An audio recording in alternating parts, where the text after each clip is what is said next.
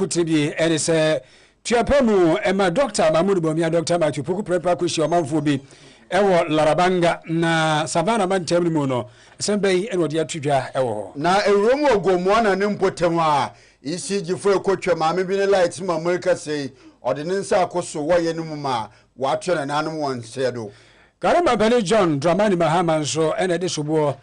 bom premprema mpani na de kwakufa do se wakoya de bi na de no awaye no ase pani ne de san homrane na omampanyi na bedechi Dr. Mahmoud ba omienso de atugwa de inde koku ekofo wanamba wolboko esuapon wabra won kotua bibiara sansuso na Dr. Mahmoud ba omia de no efre no my credit score no wanya adan wadi wa pound tuma na dwumedi no asene sembai ena wadi tudwa wadato himfo so wanyim na woroton nsasia ma real estate companies a aya wonje bi na yede ayemfuze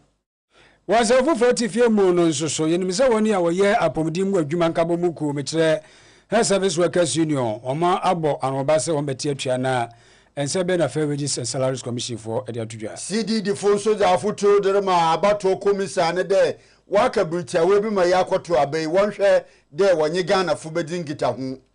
ebi ka we won ya trasi ye de eba na ye bewura mu nsuo ne ebiribiri kakra ni ba bia wo se wono ebia na ejima etode a ekwan so bre ba ne sanso ne suma ba odro ni awoko ma highlight ne nsu enwunua nso a wo ba ne de enu nsu mo fa ntudim etomo ni dia na kyerese aboa ama ngwanhia ne ade nyina no etuo etwa yempepa tabiribiribia kwan so bre road safety he no yemfanya adwuma nwumere de woni awasam Korea ene aboafo nso etayechi na ye baba besomo efasada maboshe be electricals udima kotre senkania ne de obia editua se yaje atum ne de na papa ya ba bibia da woni e be kire no boshe bankania star bosh ya energy commission for aje atum no ane de enimo ampa ene bibia no e fa home appliances no se eba no boshe ba de a woni ha kra sanse ya sa kwa fafoforo bi so kra de aba ya no ne solar standing fan a eyemo tia we no da bia gas ba bia wia monko na ntimi nyusu ya ga na ha wia bo ba bia de betobi fa ko ewura ba bia timi de ko na wotade a na no ano no abo se papa da kra no a na ebo 24/7 bo se ba ewadu bo se ba plaza sanso so ena antiata akofo dan ni monsa ebe kan yen mo betuto mu so akoduru pizza da foforo no ni kechi Dubai di twani mo no ho so ebo 0536095966 0322030838 Bosch Electricals home appliances no quality and the attitude san wina 3p garlic mixture anoso warboy en echidom nande yimbiri wose oye immune booster ntin bo modna na 3p garlic mixture no ebinim ben no so yaza high blood pressure or and afen so no aka check sugar level wose owoso bo modna da wonse ka bi stroke asthma oyun lizesi in yar doma ho oyun lizesi wo wiremun oye 3p garlic mixture obobo ye pa ntin bo modna de wonse ka bi omanyim herbal shop on afe pharmacy shop bia na ebowro ho a 3p garlic mixture no ebenye bi mo amoro pensumu etu atron no anamu penchimbo mo mfre na wonje modo 0248928824 na womwo hon wo dam kwa no do Abusia for me de Krobea Asante ena menua from Uncle Ebo Biney Yarisha aseza na yembo modena na yenumu nko oye infrinfin mantem na ewromu infrinfin mantem a yerko oye Gomua East Metropolitan Assembly na yakobro no bia wofo fete kakraba na nkra ofi hoba lechiremu a oyaza inde wiabiri na ECG4 watchem da worko wona wode de wona kawa inde wompede wobotuan wokotwetwa hono nkanziem no no ena worichema ewrabe bia wedzimfe oye eduasa ebien 32 years ina onyifie nti ECG4 wokodu nifie no ena wotwa ne nkaniem no wotwa ne nkaniem no woye na wa connect fipo no de besi oye nifie no ena wode kata wode twamtan ena wokoi ECG4 koba mami boto ya nkra ye che de mami wewu na obaneben na ahoma wotwa mu we no omo wi obi a nsam no oye ko de no di gobi yentin no si ye ya okoba you be ebra ne baba ko e ba ka ti finish ye din du camp wan ye sister penisu ni wo okofa nka wa village ade na mu yesa enti aban Aban, Debbie almost aban, Debbie almost aban, Tibonana Mudisaban. It's a man can't show some more see for Taco Crumbio.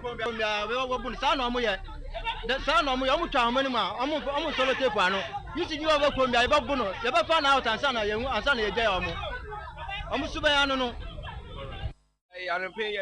Fiana in your back, on better light in the moon, much light in the moon, and we try to move your go. In the end about Krobea and also need to himself light on way power went on my or you wires never win chain. Son of wine or power soon. Oh, himself, I be my baby to your winter light and action. What for me until I did for no Quacolano. I have 32 years. Or Baba or Baba. I ain't if you if younger than saying. Your father appear. I am in your Ketua. I don't wish I light in the world, light in the moon. I see you from a light in the moon. Ah, which I about go young baby. Or your container and I plate the woman. No, I kind of. Or channel until you went to the house of corner. Until you went there by who say, or the home came out and call camp hospital. When 2 months of our visit were free moon. I say, this is your phone. This is the boy. Say, you want a party and come for you. By Bessie, you want more. Say, you want now. And I told you, this is Jim. So, about checking lights, what harm? I saw it so for about Krobea.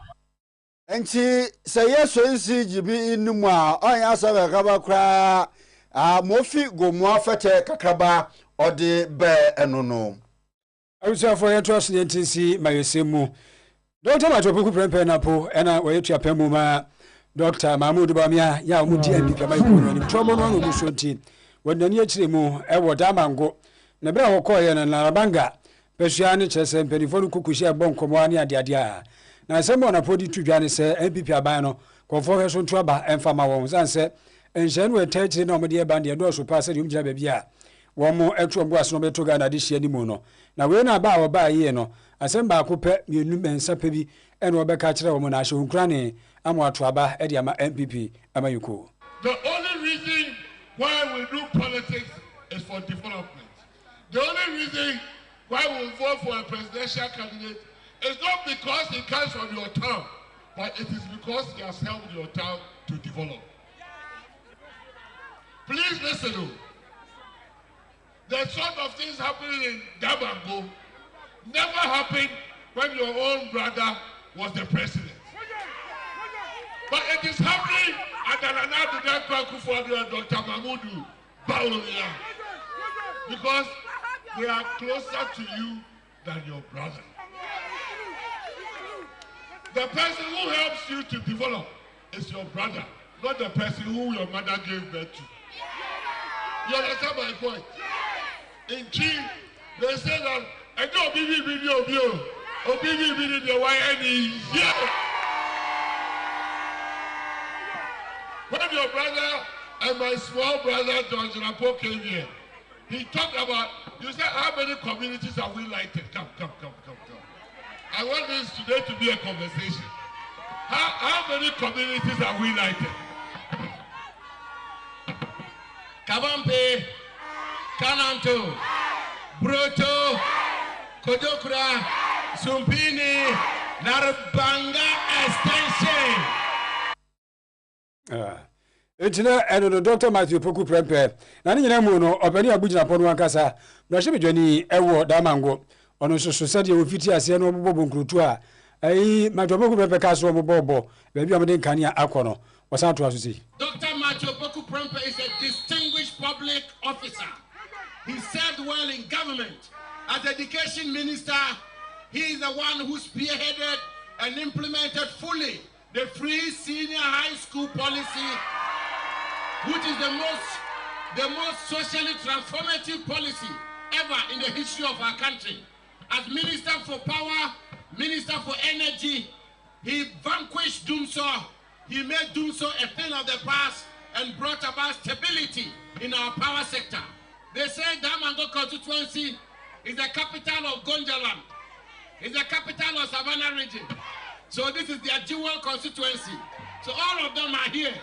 with their materials, with their logistics, with their human resource. They are welcome yesterday, they are welcome today, they are welcome tomorrow. It's 30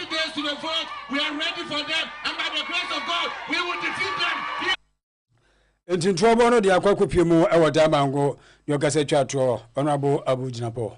Dr. Mahmoud Bawumia Norka say ye yina enim oye Franka Tuni Zima NPP Amanyoko no so far as 2024 election is concerned. Now Dr. Mahmoud Bawumia kasa no richem de abani we si gina ne gina no na chede se woto aba mana no robotwe do ayenda osenka no na special Koko scholarship or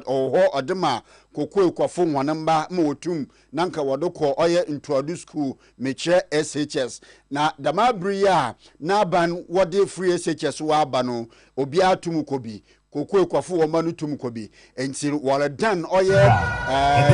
koko scholarship no wa ye no oye university wode ama oye koko ekwafo nwanamba no ena Dr. Mahmoud Bawumia kasa no se nkano dembe na free SHS mba no koko ekwafo nwanamba wonya dem scholarship na oketa for oye tuition fee na accommodation books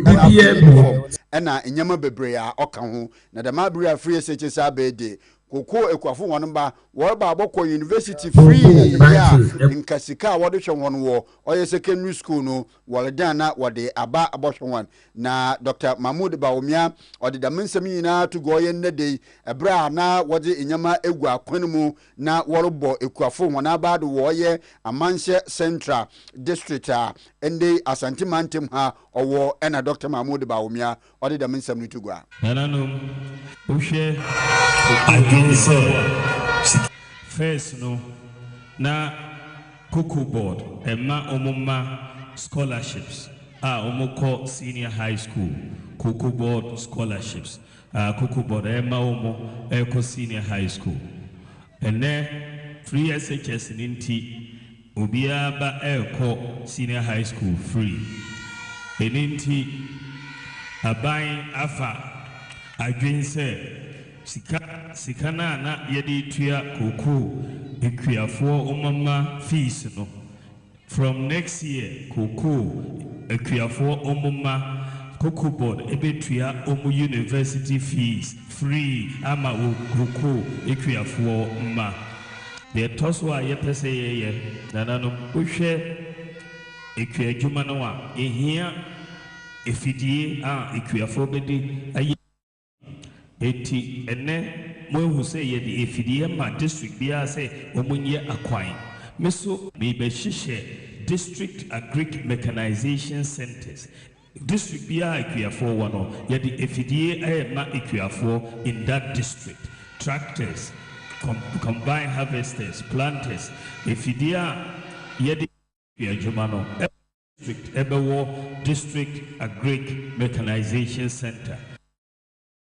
Dr. Mahmoud Bawumia otodo koya no oluchemde ehwa inde Ghana inzibano wo Ghana besi da mabre no yente de ya short inzimano ni nyina gino no na ban investment awaye wo agriculture and then fishery sector no we make a huge investment ye pa in the ebebibra memwa. Ghana is the third highest food security in Africa. Na chede Ghana no efebibru ma mana nkonkonkure e baasa Ghana ye tioda oban ezibano ho banbode a ye gine na adu ye pa. Ye the fertilizers, any chemicals, any inputs bebre emma ekwiafo na omutumi de ye ejuma. Ye one village one dam so eka ho ye 400 dams e wo Ghana ha. Ye 80 warehouses. Ye the one district one warehouse so atuho. Ushe one district one factory. Ye 169 factories. Ewa Ghana ha. Any but 70% of the factories ye agro processing factories ye chuma. Nanano. Yesu ya bua koko ekwiafo ye de koko rehabilitation program no ebaye munyina minim se swollen shoot yare no ebaye no egu koko ese koko dua no bebre ena ye de koko rehabilitation program no ebeboa koko fo na omitwi dua koko no biom na ye de body so ka ho tua omo sisi aboa omo ye bet kosusa aboa omo but ye pija cocoa the price no so ene 3,000 Ghana cedis for one bag of cocoa. Dr. Mahmoud Baumia de Minsemi na tugwa wo Jacobu Amansie Central mention mobra na wode insisi egu akwema wode bo ekuafo wana abaudo. Yodi semu ewo fua kwanta abaya asabia na de tene se wonum asi fedum na chese stadium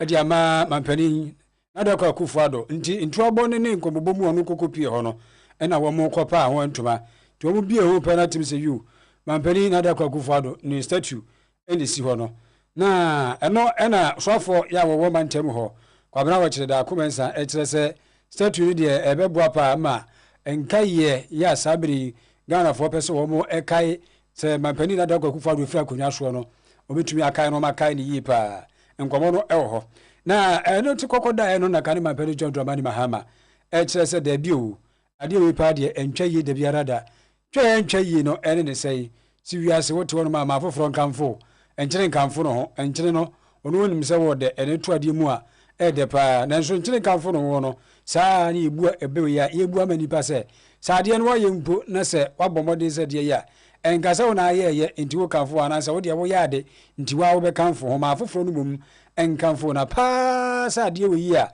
ene mampani na da kokufu ado aye no entwayi we ya John Dramani Mahama kan mampani somehwe ewie nsɔhwɛ na wie ye ne nsɔhwɛ eno na akufa do ba mepamo atwom nsɔmehwɛ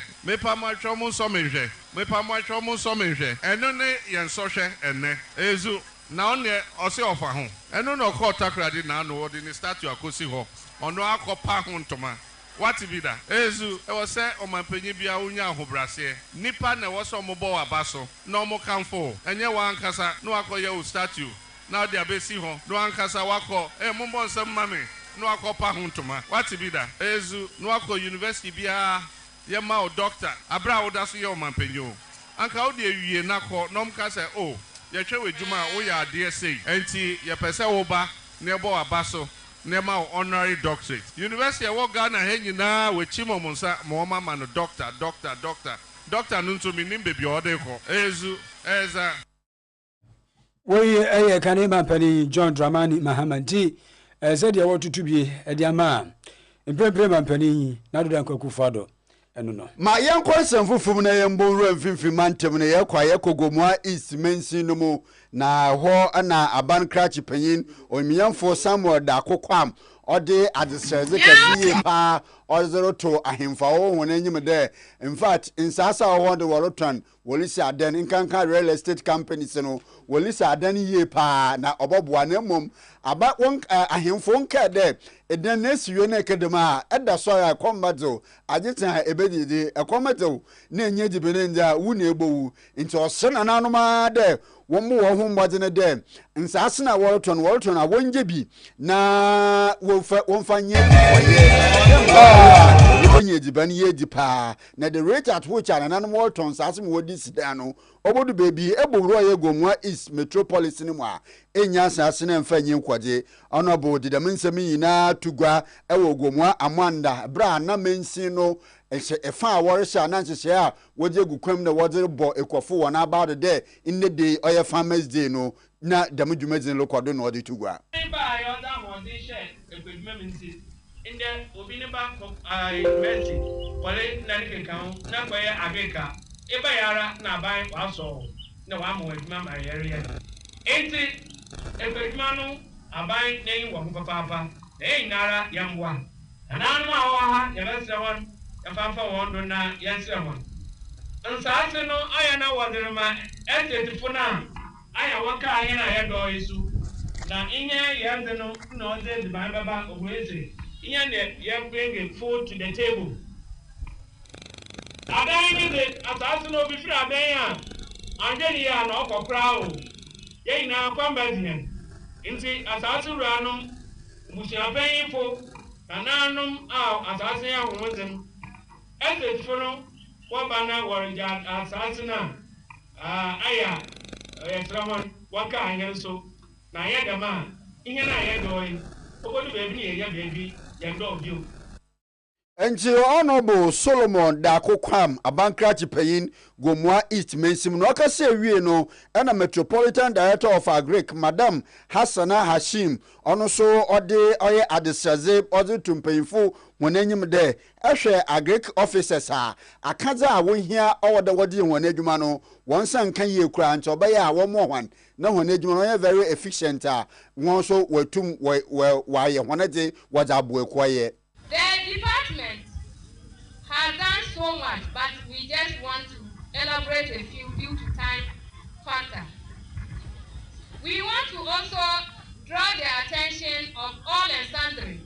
that Gomwa is noted for its contribution to the country's rice consumption. As a result, the South Korean Republic, in collaboration with Ghana government, trained over 130 farmers within the district on rice value chain improvement. Despite the excellent work discharged by these farmers, especially the Ochekun Water Users Association,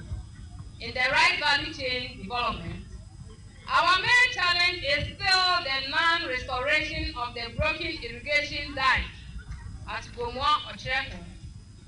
This dike, if fixed, could create more employment for the teeming youth in the country and the community as well. Metropolitan Director of Agric Madam Hassana Hashim Ozema Oye Gomwa East Metropolitan Assembly ene yetenenken. Akwafo basobo djumadi no ade da so bata esremna dwoso krusini masante mantemu na sede no so esi etie no be ma Peter Kwadwontim onye fie be se aduanan num ono ena akwafo ni nyina wonya abasobo ekoma no ane nsem ode atudwa ebefua wo kire se nukuro ni akwadwuma enyefo ede pa nti duro ne ebo mabase yesefata se ewo se yebono abaso na ne nsem a woka no so akwa akugina se obekoto asre pa bekoto asre se message magi ase ewo yes ewo se omo ede eboa na afei kwadwuma eye akono adwuma no ho akade no benifo no hwe na omomfa emeboa omde no koso ewo dwoso abenase ade me beko national because adwuma no wo ye se biko mi kuro monwe ewo mu a ana wo ye ekwanim eti misra agric director say akankyere bia ese sa odimame na me konkoden ade ko regional onfa muame na ono me na mintumi nko national akuafo ene ayeda na akuafo ye ni ho a menim se Ghana man eni ho kuadwuma no ewo mu se eden nanso oye na oye ni ya wunya sika efrim ene ya president wa makuadwuma ayede ene oye kuya na oye ni ya sabi wunya sika ana ajapade efrim etimi kan akira mabunu nyina se e maye nyasa wa nko school a na wabrabo asi na enoa no kuadwuma enne aban ama anmonyam abam a woye na woye ni yi a wonso wobekọ wanim esanse me maye kua no ama me baabi a me gina no me minum se ekoyie ma me eti mabru nyina fa no hye kua adwumam na enne mi wahai echina wonso wabege afran ye kitami Efere bema Peter Kwadwontim ono ena je akuafo abasobo dibire no na ni nyina mu mra se bedwani wo dwoso peso aso ne lawyer akwabna boaten ono so di tudwa se eze wohwe nsase no a nukroni ase dodo no ano eya akwa di wo mu sisi adan ka real estate developers no eno nti obekoto asra na no mo ansase ne ewo mabamu no emo mode se eda asabu ebedidi nti se ebedidi ne nkwa de sase a wo se tetete ho ne edi emfuo no omo mani nkwa ho tetento baby a akane no omukọ afuom se biko mi kuro monwe a na mi twam na mi hu baby a nkofo asisi dan a first pa na me na yensia ɛhɔ na ne yɛkɔ afuom ɛnɛ deɛ nkurɔfoɔ asisi adan sisi aborosan ɛte baabi a bɛyɛ afuom a ne yɛkɔpɛ aduane ɛde ba ɛno nso bɛkyerɛ wo sɛ yɛdɔɔso no ne yɛase tere no ɛwɔ nsunsuansoɔ bi ɛwɔ kuayɔ ɛne aduane nya no so ɛno nso ho akɔhia sɛ wɔsi yɛhwɛ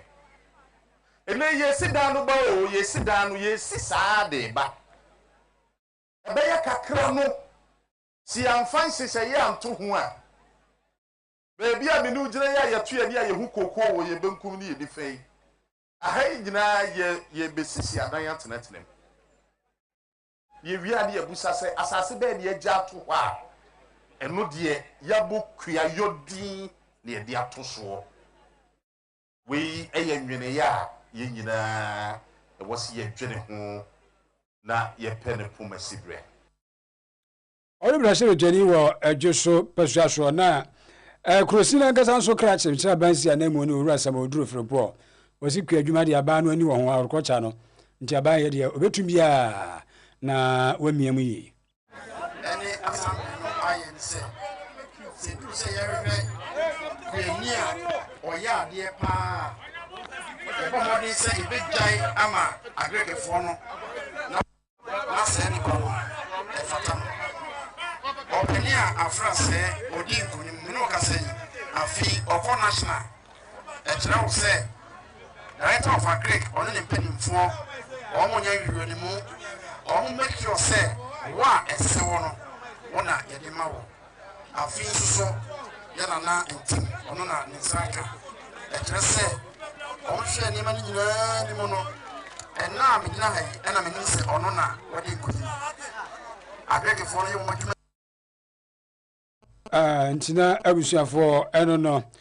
wei ɛyɛ deɛ twa gu yɛ ɛwɔ dwo so ɛne ne mpata mu akuafoɔ basobɔ dwumadie no a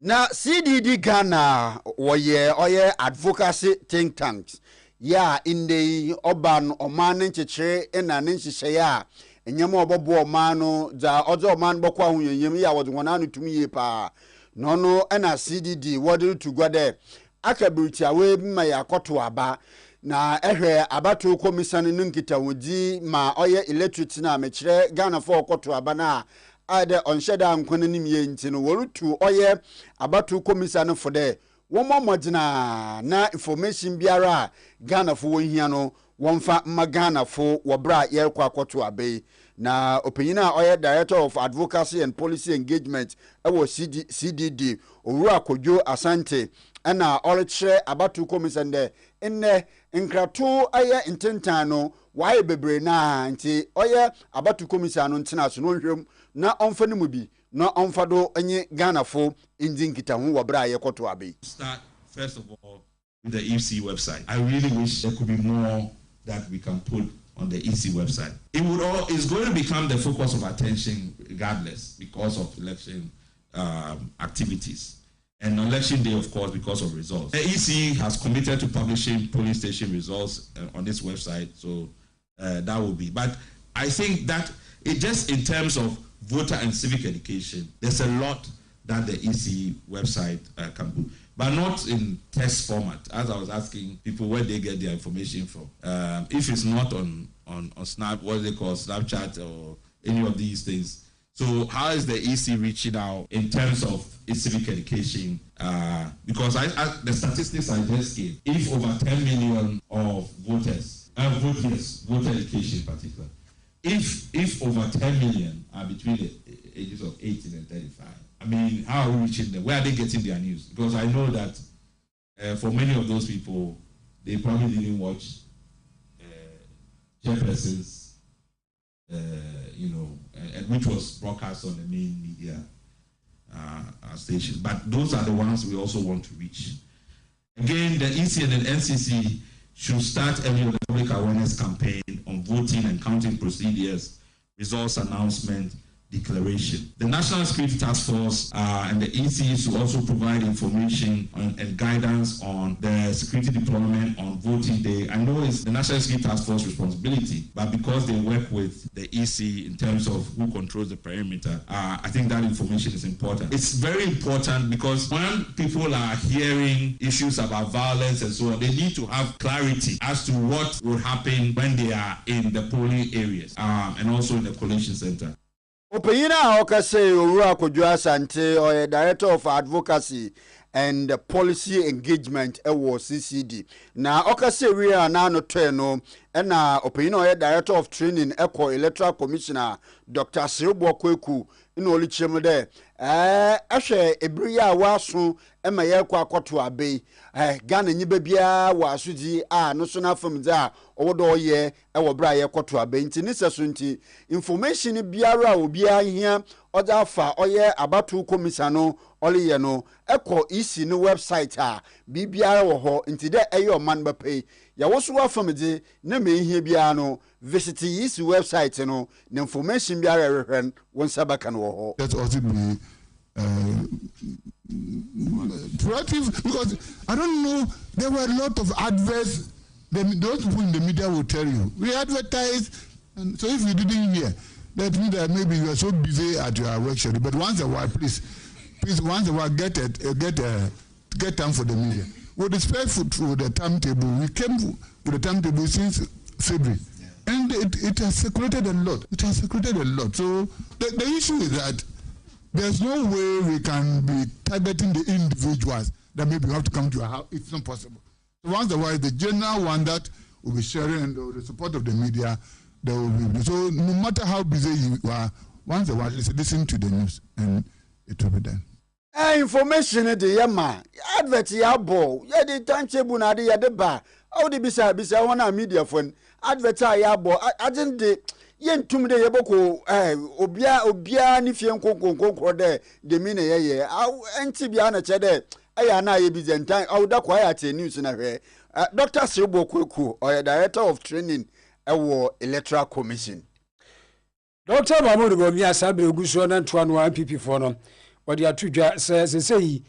a Krobea wodo no enhye de nigidie ewo ankronkron mi se be mo mbesia na omudi aye adwuma se dia ma besia no ho aye na pa akwa akogina gidie no na no na wo kiremu se ntina wonam so ne hyehye mu no ade ba ko gina bra ne pa na beboa ama betumi afa ntintan na sa be fo kwa so no wodimi dia bo besia ewo kire se Krobea bi na ebeboa ama so asetena odi adwuma se tie bia no eno ne sa my credit score na wode abanu ntene wonu mapa wontomo mada no adipa na de atiane se we no central bank no wankasa ena etechi ni hihye ya wo so wode aba no mako eno no asamba ko a woka ene se we ne nam so bema pepe ye fa ye ena afi so enema bi esefata se bi enkonkoko ba se gidie nu wo no be firi ono no ni nyina atumi abom aye adwuma Dr. Mahmoud Bomia. The lack of a credit information system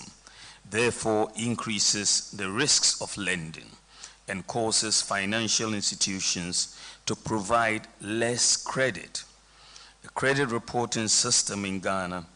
would provide timely, accurate, and up-to-date information on the debt profile and repayment history of borrowers and would lead to a number of benefits. The initiative comes at a crucial time in Ghana's financial sector. As has been stated earlier, Ghana's non-performing loan rate stands at about 24.3%, which is quite high. Such high NPL levels reflect challenges within our financial ecosystem, where the lack of a standardized, transparent credit scoring system has contributed to elevated risks for lenders and limited financial inclusion for borrowers. The introduction of My Credit Score represents a pivotal step towards addressing these challenges, aligning Ghana's credit ecosystem with international standards and promoting a culture of responsible borrowing. Results from the My Credit Score pilot demonstrate a stark improvement, achieving an NPL ratio of less than 4%, a remarkable contrast to the national average. Dr. Mahmoud Bamiana, Motini Wenkano, Natures in Chichimu, my my credit score and Casano. Almost as I almost saw her, Utim say, is Huno Crano, Aquasra, be a one Chichimu, and 9 so Nature say, almost saw her and Sana at here. Now, in the moon, and I want to ask was say, we know Ebequaya buying any Crano entem, so no Conquest Bia, will be our no, or in the Juma or Pebia Winya, and I say, I will pay BB at the Adiano. Winya and will be Bia, or no why buying a Jumanimu, or no Pebia Winya, Ninano, Ebegina Bino, and I found Crankra and Temo. This is a great day for Ghana, and I want to thank the Bank of Ghana, my credit score, and all other stakeholders. It is important that all potential lenders and borrowers and retailers should be educated and sensitized on the workings of a credit scoring system. I would like to thank in particular the governor of the Bank of Ghana, this team, the management team, the head of banking supervision, who have worked very, very hard to make sure this day is taking place. I'm also excited that this initiative is a Ghanaian homegrown private sector initiative. We will continue to support our private sector to champion such initiatives in the digital and other sectors. Let's move forward with optimism and purpose, knowing that together we are building a Ghana where financial inclusion is real, dreams are within reach, and every Ghanaian has the chance to achieve financial security and prosperity.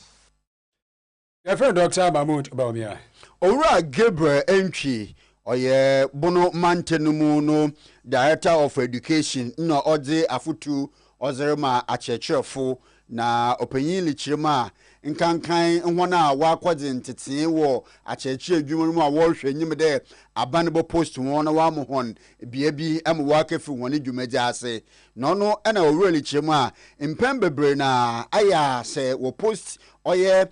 training teachers who want to call rural areas asabi nkrasena eya wo fa ne de ebia oya sutwi na wodze mahwan no na oye owura Gabriel Entwili chemu a onwea sotwe na mmomo no owode ye nyina ye oman bepe obia wana seze de owode oye na afamede enti se wode ukoto bebi de ocheche na ka chaja awoso wa afamede na eye na se o kama chechefo wata aseza wo mani bia botumpuna achechefo wo chefa kase wo mu ye papa de owode wo ye ni sentinti je ni mpa ni ti krom sabe de ote kurase odo onyo cheche nyi ema oche na ade enti no olutu oya achechefo fode wozo ukoto bebi na se wo de ka chaja memfa no ya asotwe na odi de mensemi nyina dutu gwa ewo bra oye Afano South District Education wode oye Teacher and Worker Award 2024 wode sheshedo wo mankranso na odi de mensemi no etugwa ho. You need to be determined. You have to be disciplined so that you'll be able to reach your vision. In conclusion, Manati, distinguished ladies and gentlemen, permit me to extend my heartfelt congratulations to the awardees and to all the teachers who are making a difference in the lives of our students. Your dedication and passion are truly commendable, and I'm confident that your influence will continue to shape the future of the district for years to come. Owura Gabriel Entry, oye Bono Regional Director of Education, na no treno na Owura Johnson Kweku Edu ono ye mrashebe gomini wo Afano Southwest Constituency na orichere acheche for de aya wombo hom modene de adusuanfo a worche wo na ade no wonye wonfa etuhu ache na wonfa nche wo na ade brano yitia na na se ndi ya acheche for no bi e di aba mi ni ala acheche for ka kra bi na meka e je tie nyina refo You post me about this city, I say, and you could go there for Bunkun. Bunkun, what is any about class 1 to 6. And I'm going to come here teacher free. It's I had to combine class 4, 5, and 6 all in one class room. And I had teachers so far 1, 2, 3 all in one class room. But glory be to God. And Kwame Yakola, not ABC, the car, because it's the focus of the care, it's P4, not in but 2 years later, P4, P5, Princess Krobea was able to read a book. Was able to read. They say I can be a teacher for the choir. So it's the best say dedication to service. Na opanyin na nusi no na owura Justin Kwesi Boto oye Afano South West District Education Director na oriche dem abadibodi a wodema achechefo no wo si dem gine dem bra obehye achechefo nkran ma se wozobi reboto mensi no mu a oze yinje na dope ode aba ba chaze wo ho mensi ni bia ewu nkron kitwa bebrebe ana se nkron kitwa ni nyina so ehokọ no ya na edin kakra enti se achechefo emi omani akodudu bebi saanom na omu ye omafam die na ukọ rounds na ohunu se dodo na bebi omu wono nyina achi no omu bon modern na mmom no omu nso nipa no teachers ni nyina yi adwuma more than they should have done and I'm going to say there be attrition rate is so high. Teachers say free a hakono a drasso and the other day in bibi no one is okay. Yasha ya bread and also no bria breno and the baby so share that be on my basso na a moment to me uncle swatna almost her I never crown almost to me never woman who was fiancé so yeah hanging on a tumiacos when the man no I say yeah basso body and I'm a year bibi sad. Owura Justin Kwesi Boto Afano South West District Educational Director. Ye fed you for no so na yentin si wo apomdi me for no so. Ekrata bi ene ba beto dwa enrada. Enrada na krata no ba na chese ifra pomdi me for no ho omkabo moku health workers service abimamin kani health service workers union for ene ba e. Omo chese o ma dodo de o musika bi akam.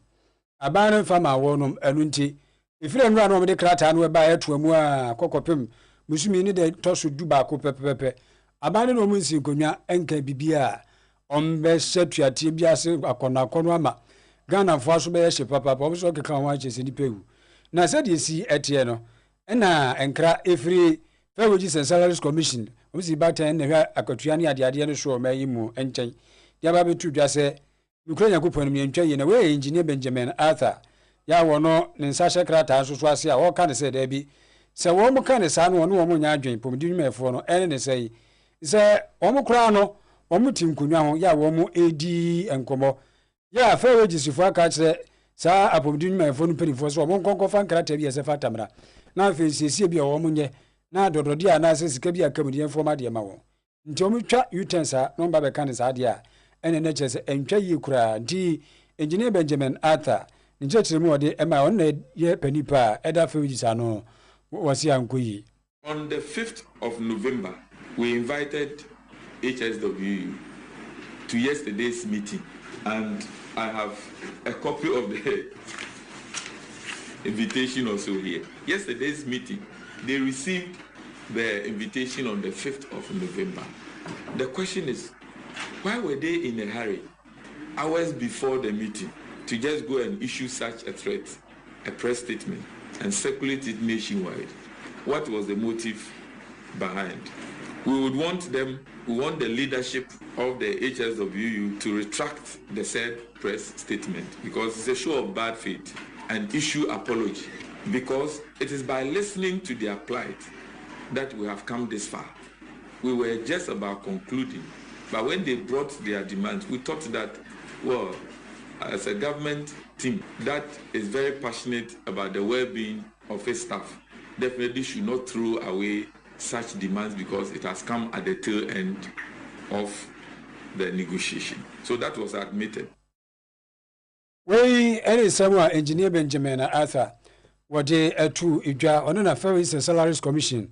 oda one man no say Onum atra pro no kra kakrebo se no ma wi nkitawdi ni ade a afei ekoba se abomdin mpanimfo no eba bonten no beka kansen bisa no a na se gidie poti wo mu no afiri ho oma mo nsa si fom nti omfa a chew pamra na afei de to aso bia no ento aso na ye trodo adambre aman ahoro walkoto honaba Ghana man yewo interest wo mu ye pa no dama so oma ene nansen United States of America US wato wa be na Ghana ene interest wo owo so ye pa nisa sunti Ghana yen so ye bobo ye wo yakoto aba amana ho dodo nso wo interest wo Ghana ya batum nti dama bra America say oye United Kingdom High Commissioner to Ghana and afe United States of America Ambassador to Ghana we shown interest our Ghana ya batum no ena mpanyimfo abieni wo kasa no wo cheme de Ghana the way aye nyama ye toto na kasa ye ka ya nhwe ye hu yi ya anhwe na abatu ya erbatu basabasa ye de aba onni sesunti Ghana fu ye nhwe ye hu yi pa ewo abaya ye erbatu na ni nyina echi no wo mu gidi de Ghana ya tena asumdwe mu da entinse yesi na adwene pi dese abatu na yeboto yeba asumdwe aba yebotum yaye na mom de wo hwepatete krema ma ye nyaman ye ya mabasabase aba ewo bra ye koto ene ya to aba ewie no oye the United Kingdom High Commissioner to Ghana Mame Harriet Thompson and afa US Ambassador Virginia Palmer yente mpanyimfo abieni one nsema wodi tugwan. Many of us here tonight will be closely following the run up to Ghana's elections next month. The UK doesn't support any party over another, but we strongly support Ghana's democracy. Like Ghanaians, we want to see this country continue to be the most stable and successful democracy in the region. That's why we're funding independent domestic observers and why British High Commission staff will travel across the country in coordination with many other diplomatic missions to see Ghanaian democracy in action. Unfortunately, my colleagues and I are frequently told by a range of people that they fear Ghana's 2024 elections will be less peaceful than previous elections. That's worrying for everyone because an election that's not peaceful would be incredibly damaging for Ghana, as well as dangerous, of course, for those directly involved. But the good thing is that politicians and others in influential positions, many of you are here this evening, can prevent this from happening. They can use and are using their voices as leaders to send clear messages that a successful election is a peaceful one. So I urge all of you with influence to do all you can to ensure that Ghana has credible, transparent, inclusive and peaceful elections to make sure that Ghanaians continue their proud tradition of democracy. The UK cares so deeply about Ghana's democracy and future success because of the democratic values that we share. We know that economy and security of both our countries will be enhanced if we work closely together. And we know that a strong and enduring bilateral partnership that both learns from the past and looks to the future can improve the lives of people in both of our countries. This is the last in calendar year 2024, so I think sort of the exclamation mark on a year of what celebration of democracy. I think Ghana's democracy is the most important thing, and we've had some interesting conversations with Ghanaian officials about the need to have a democracy dividend even in established democracies, so that, for example, the countries of the Central Sahel look and say, wow, because Ghana is democratic and stable, they are prospering. Mame Harriet Thompson, UK High Commissioner to Ghana, and Virginia Palmer, US Ambassador to Ghana. When you now was Wajidi or Ghana, where in the Ghana, the international moment, send me a water and then maybe a area did. Was sure there Ghana and Abatu on Yasum Dwemum, and when I work to one share what dana, you made your words in my what did the minsum to go up, do not your politicians. This is why one I gonna day, Wobomasum Yaba, Ubutum Waye. A commodity said Yakofa by Yeni Kukujina, and Mammy James, Abatu Commissar, and was Abatu Wino. I could remember to be a Ghana for Inya, na a Mudahon fine or Munina. Ubian will bet me a track control more for Biatiqua Buranum. Into Bianca Nakuma Fantoni, Yamabatu Becoso Totti, Asumji Beba, or how be any actually, Imunsu Bedaho, Ubia Behusimi fine, Bibian with your dancers Yatuaba, a woman Musa Ghana, Yatuaba, Nemudahon find the piano, sir, and I wish you so Ebecro. Nano, and a mammy are Tomsi Amutin and Kenya, ye, Engelese abansia na mu o mai mu no nsem ode to aso kire se nukure ni omo so nkonkwate a ese enkofo bi na no keke KaseƐ Ghana ha no Engelese aban no ewo nipa bi a wo mo pe no ye be ka so preferred candidates a onu mum no wo mo pe na se wo mo gina premier mpani adwa no Engelese aban no ewo nipa poti ya wo mo pe no mem no kire se da bi omo de omo ni nipa bi o mo pe no ha na se de ye keke KaseƐ asundwe ni ye pe no asundwe a ena omo so ehwehwe edi magana sanse ye amamuo na ye bu edinko omo so to mu obi yango Ghana ha na se biase si obi ade no Ghana clearly holds its democracy very dear. That's a message that's come through loud and clear in the years that I've been here as I've travelled around the country. Ghana is proud of its democracy, its democratic tradition, the peaceful transfers of power that you've enjoyed. And the UK, like Ghana, really wants to see this coming election be another example of this. Democracy is not all about elections, so we work with organisations like civil society, like the Electoral Commission, in advance of, in between elections, not just when it comes to sort of the 6-month lead up. You won't be surprised to hear that we've been asking lots of questions of lots of people about how they see these elections going, about the preparations for the elections, about some of the issues that are being raised in the press around preparations. And we take a balanced approach, of course. The UK has got no position on who it wants to see in these elections, but it is really important that it's a good, strong process. It needs to be credible, transparent, inclusive and peaceful, most importantly. And if Ghana succeeds in delivering a process like that in the same way that it has done since the beginning of this republic. Ayi ba me are Thompson sa to aso se omo baba be so enipa makoma ko be sa pe hanu 1200 ya wo mum ba be hwe abatro no ehwo ye no no ye oma fam de omo betumi aye no hand omo fande wo mum diska so sa for no asene ebiti se sa election observers ebia fan coalition of domestic election observers kodefo titru sa for no diska be so masene na format to megumia we are funding 1,200 domestic election observers who will be part of KaseÄ's efforts, significant efforts on election day to observe what's happening right the way across the country. We'll have our staff out as well alongside the diplomatic community, but international efforts have got to be about bolstering domestic efforts. These are Ghana's elections and how Ghana observes what's happening, how Ghana polices the elections, how Ghana runs the elections. That's all for Ghana. So we have been working with the Electoral Commission. We have been working with KaseÄ and CDD. We talk regularly with the police and the security infrastructure, the military defence, with the parties, and with everybody that we talk to. What we're interested in is, I mean, primarily we're interested in what they're doing now in advance of the elections. Thompson and Amotino, can you say Bansi and name of Maimu?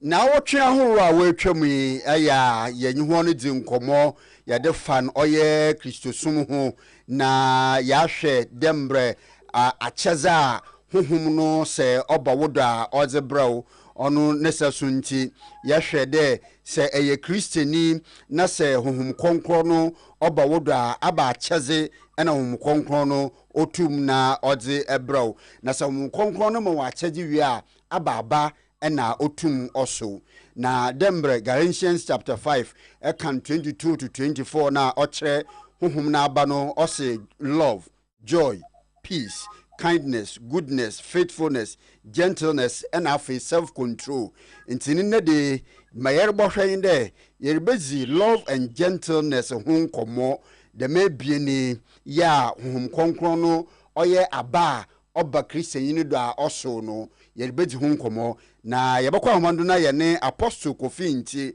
ono na oye kofar by penyino oda asafa anizinide encounter glorious prayer arena osanso ye head of Christian radio Euro Promise Broadcasting Limited. Apostle eyimri etiyen ka yamo akwa aba eba oye hine yimri kasabwedo ejo so memi abena na yedidi da wo na ebusuani nyina wonu hu ye na me adom ye nyina ye ho ye ɛde Yesu ase na apostle honhom no sɛ ɔba Kristianyi no do a aba ɔso ni na dama aba no yafa no mu ebie na ayɛrehwɛ love and gentleness apostle ɛyɛ no mfama yo yɛda se said fia da bi aduru a yɛsua deɛ kakra fa kyerɛsɛm ho ɛne nyamesom ho no na maybe atwam no yɛhwɛ sɛdeɛ adoma kyɛdeɛ no sitie na de kuro wɔ mu sɛ so obi yɛ Kristo obi ɛnyɛ ogyidini na sɛ ɔtio nyame asɛm na ɔbɛgye Kristo di fa Yesu sɛ ne wua na kra agye nkwa a aba bɛtena ne mu sɛdeɛ 1 John chapter 3 verse 9 ka no ɔsɛ deɛ ɔba na wo no nyɛ bɔne ɛfiri sɛ n'aba ɛte ne mu nti sɛ aba no bɛtena nipa mu a ɛgyaminati ma ɛfifi ɛma yɛbɛnya nneɛma mmienu a yɛbɛnya no ɛyɛ the gift of the spirit and the other one ɛyɛ the fruit of the spirit. The gift of the spirit ne yɛ akyɛde a Hon Kronkron bɛtena nipa mu a ɔde ma no ɛna honhom aba no nso yɛ esu dealing with the character the behavior of the believer nti so obi gye Kristo di a na n'aba no ne su na sesa esu a yɛka ho asɛm ɛnɛ da yi ɛyɛ ɔdɔ yi a yɛka ho asɛm ɛnyɛ wɔn asɛ Paul edi kan ka ɔdɔ ho asɛm izane sɛ ɔse deɛ ɔno no ehunu nyame efiri sɛ Nyankopɔn ne dɔ sɛdeɛ 1 John 4:8 ne ka no ɛno nti no ɔdɔ a yɛka ho asɛm yi ɛyɛ berɛ a wɔ nipa bɛgye Kristo adie no ɔkyerɛ ɔdɔ su ɔkyerɛ ɔdɔ kyerɛ nipa nyinara ɛnyɛ Kristofoɔ nko a nipa nyinara so ɔyɛ Kristoni so ɔnyɛ Kristoni saa su no hyɛ aseɛ sɛ ɛɛba nipa ne mu nti na obi a na nko kane no ɔnyɛ Kristoni na waba bɛgye Kristo na nkane ɔnyɛ Kristoni ne tiri mu ɔten ɔmfa wɔ biara ho bibia ne hɔnom a ɛbɛpusu no nanso the moment a wafa Kristo na afei obenya ɔdɔ saa dɔ yi a yɛka ho asɛm yi yɛ ɔdɔ a wɔde ma nipa nyinara na saa dɔ wɔ nyɛ sɛ obi ayɛ biribi ama wo ɛna wɔkyerɛ ɔdɔ akyerɛ no na mmom no wodɔ nipa sɛdeɛ Kristo dɔɔ wɔ nti no ɔdɔ so bɛba nipa no mu afei deɛ ɔno anka obi bɔ no a na nka ɔkɔbɔ ne bi no daabi obi bɔ na wɔgya ama no ka because yɛho ɔdɔ esu ɛwɔ nipa no abrabɔ mu nti saa the fruit of the spirit yi a yɛka ho asɛm yi no ɛyɛ ɔdɔ nti saa dɔ no bɛ nipa no mu a ɛmɛnyɛ hu saa mpa sɛ ne suban no asesa nti saa dɔ wei deɛ senior ɛyɛ unconditional love sɛdeɛ Kristo dɔ owiase sɛdeɛ Onyankopɔn dɔ owiase nti saa dɔ no bi na ɛsɛ sɛ yɛn nso yɛhwɛ na no Yesu Kristo nama na ɔkɔkɔtoo sɛ obi yare afei no nipa no no ɔyare no yɛde ne bere Yesu ɛsa na ɔdɔ a na Yesu wɔma ne nti no ɔba fam ne nipa nyinaa saa akwara wo sɛ panyin o onya saa dɔ no nyinaa bi nti so obi gye Kristo di a esu a bɛbɛ nipa no mu yɛ ɔdɔ ɔkyerɛ dɔ kyerɛ nipa ɛnyɛ sɛ obi ama ne sika nti na ɔkyerɛ dɔ akyerɛ no ɛnyɛ sɛ wei ayɛ n'adɔyɛ ɛnyɛ sɛ wei ayɛ ne papa na mmom even n'atamfo koraa no ɔkyerɛ ɔdɔ ɛde kyerɛ wɔn mo ɛberɛ a yɛba bɛkyi Yesu Kristo akoku no Peter twe sika de twa amaku aso nanso Yesu gye n'aso ne de tare hɔnom wei na kyerɛ ɔdɔ no a yɛka ho asɛm no nti wei ɛne ɔdɔ su a ɛwɔ sɛ agyidifoɔ yɛnya so many as yɛka the fruit of the spirit the first one is love nti ɛwɔ so ogyidi ne biara no ɔdɔ nti wo so wɔgye Kristo adi ne yɛhunu saa dɔ wei su wɔ w'abrabɔ mu a then ɛwɔ sɛ wo question Kristo na wo so wɔhunu no ɛwɔ sɛ wo question no because saa Kristo na wo ka ho asɛm sɛ wonim no na yɛka gentleness a onipa biara a wagye Kristo adie no ɔnyɛ pupo ɔyɛ ne nneɛma anidie mu ɔdwoɔ